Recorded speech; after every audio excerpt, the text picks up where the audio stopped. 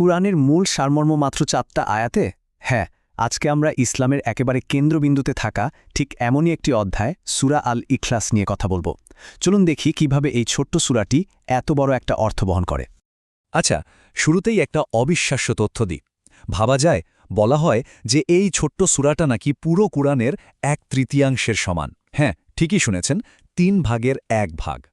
এখন প্রশ্ন হলো, এটা কি করে সম্ভব? একটা এত ছোট সূরা আর এত বিশাল একটা দাবি? চলুন এই পুরো আলোচনা জুড়ে আমরা এই রহস্যটারই সমাধান খোঁজার চেষ্টা করব।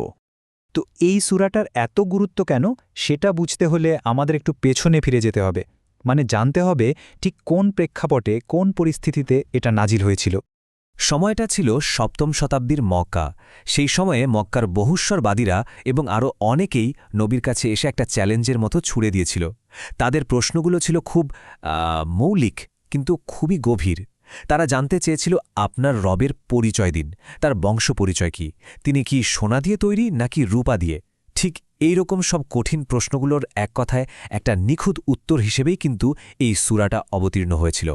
আসলে এই প্রশ্নগুলোর এমন একটা উত্তর দরকার ছিল যা হবে একদম পরিষ্কার, চূড়ান্ত এবং পরিপূর্ণ। আর সেই উত্তরটাই আল্লাহ ওহীর মাধ্যমে দিলেন। সূরার শুরুটাই দেখুন, একটা আদেশ দিয়ে শুরু হচ্ছে। কুল মানে বলুন। নবীকে সরাসরি বলা হচ্ছে ঘোষণা করতে। কি ঘোষণা? হুয়াল্লাহু আহাদ, তিনি আল্লাহ, এক ও অদ্বিতীয়। এখানে এই আহাদ শব্দটা কিন্তু খুব স্পেশাল। এটা শুধু এক বোঝায় না, এটা দিয়ে এমন এক সত্তাকে বোঝানো হচ্ছে যার মতো আর কেউ নেই, যার কোনো তুলনা চলে না, যিনি একক এবং অদ্বিতীয়। এর পরের আয়াতেই তার পরিচয় আরও স্পষ্ট করা হচ্ছে, আল্লাহুস-সামাদ। আস-সামাদ এই শব্দটার অর্থ অনেক গভীর। এর মানে হল, তিনি এমন একজন যিনি কারও ওপর নির্ভরশীল নন, বরং সবাই মানে পুরো সৃষ্টি জগৎটাই তার ওপর নির্ভরশীল। তিনি সেই আশ্রয় যার কাছে সবাই ফিরে যায়। আর এখানেই একটা দারুণ ইন্টারেস্টিং ব্যাপার আছে। জানেন, এই যে আস-সামাদ শব্দটা আর এরপরে আমরা কুফুয়ান নামে আরেকটা শব্দ পাব, এই দুটো শব্দ পুরো কোরআনে মাত্র একবার করেই ব্যবহার করা হয়েছে, আর সেটা ঠিক এই সূরাতেই। ভাবুন একবার, আল্লাহর পরিচয় দিতে কতটা সুনির্দিষ্ট ভাষা এখানে ব্যবহার করা হয়েছে। তৃতীয় আয়াতটা তৎকালীন সময়ের অনেক বড় বড় ভুল ধারণাকে একদম ভেঙে দিচ্ছে। বলা হচ্ছে, লাম ইয়ালিদ ওয়ালাম ইউলাদ, মানে তিনি কাউকে জন্ম দেননি এবং তাকেও কেউ জন্ম দেয়নি। একেবারে পরিষ্কার ঘোষণা, আল্লাহর কোনো সন্তান নেই, কোনো বাবা মা নেই। তিনি এই জাগতিক জন্মমৃত্যুর চক্রের অনেক ঊর্ধ্বে। আর সবশেষে চতুর্থ আয়াতে এসে আল্লাহর এই পরিচয়টা সম্পূর্ণ হয়, ওয়ালাম ইয়াকুল্লাহু কুফুয়ান আহাদ, এবং তার সমতুল্য বা সমকক্ষ আর কেউই নেই। এই যে কুফুয়ান শব্দটা, এর মানে হল তার সমকক্ষ কেউ নেই, তার সাথে তুলনা করার মতো কিছু নেই। ব্যাস, এখানেই পরিচয় শেষ। এক কথায় অতুলনীয়। তো আমরা আল্লাহর একটা স্পষ্ট পরিচয় পেলাম, কিন্তু এবার সেই আগের প্রশ্নে ফিরে আসি, কিভাবে এই 4টা আয়াত পুরো কুরআনের 1/3 সমান হয়ে গেল? চলুন এবার এই রহস্যের গভীরে যাওয়া যাক। এই পুরো রহস্যের মূল চাবিকাঠিটা হচ্ছে একটাই শব্দ, তাওহিদ।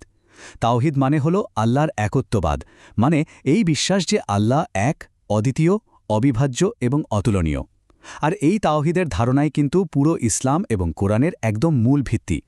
ইসলামিক পণ্ডিতরা বলেন, পুরো কোরআনের মূল বার্তা বা থিমকে মোটা দাগে 3টা ভাগে ভাগ করা যায়। একটা হলো তাওহিদ, মানে আল্লাহর পরিচয় আর একত্ববাদ। দ্বিতীয়টা হলো আহকাম, মানে যত নিয়মকানুন, হালাল হারামের বিধান আছে। আর 3 নম্বরটা হলো আখবার, মানে বিভিন্ন নবী রাসূলদের কাহিনী, বিভিন্ন জাতির ইতিহাস।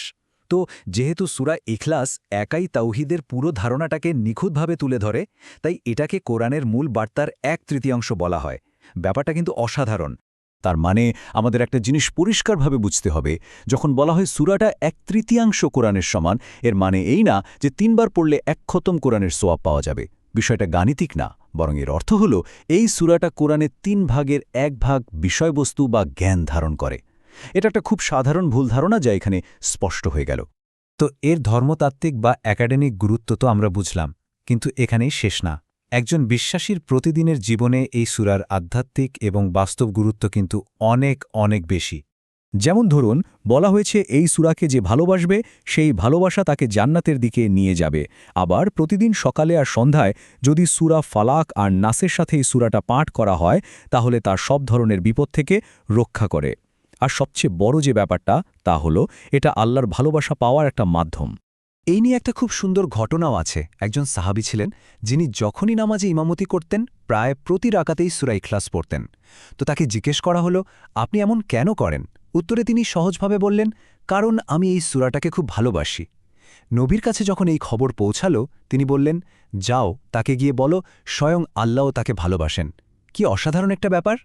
আর এই যে ভালোবাসা, এই যে একনিষ্ঠতা, এই ধারণাটাই আমাদের একদম শেষে নিয়ে আসে সূরাটার নামের অর্থের কাছে।